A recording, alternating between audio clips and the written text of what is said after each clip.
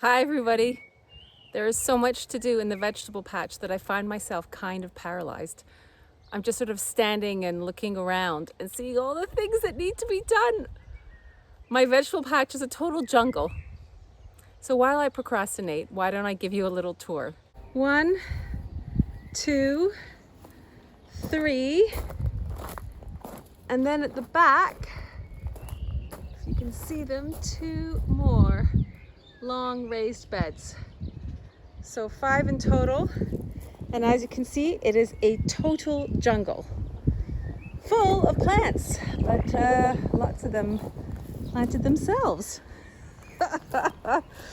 Well, these didn't. These were my kale, and look, they've created loads of seed pods, and I'm gonna wait for those to dry, and I will harvest those for next year's crop. And I can still pick some of the kale at the bottom.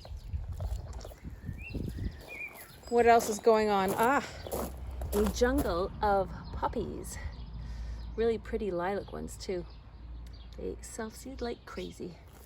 I've got a row of celery, believe it or not, underneath that forget-me-not flower. This is the most amazingly beautiful flower, Nigella damascena, called Love and a Miss, and it too has just proliferated wildly. It's so pretty, and I don't want to dig it up, but this is where my tomatoes are supposed to go. What to do. This blue flower is a borage. The bees totally love it. But it is gigantic and taking up the whole full width of this raised bed, so it too will have to go. Oh dear, I hate killing plants. Leeks. Oh, and these leeks need to be eaten pronto. They were grown over the winter, because look, it's already starting to create a flower at the top, and this means the stem will go all hard and not be good for eating. And over here, I've got some broad beans, where they're very, very pretty flowers. And lots of chives, sugar snaps.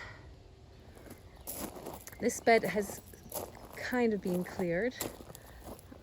There's my teepee from my pole beans. The roses. There's some lettuce here, self-seeded as well, believe it or not. From lettuces that bolted. They went to seed super quick because it was so hot last summer. But I let them do it, and they sprinkled their seeds, and ta-da! So, you know, it's not all bad. And these are garlic, onions. So yeah, amidst the chaos and the jungle-like nature, there are actually some edibles. But so much of this is gonna have to be dug out. Oh, I don't know if I can face it.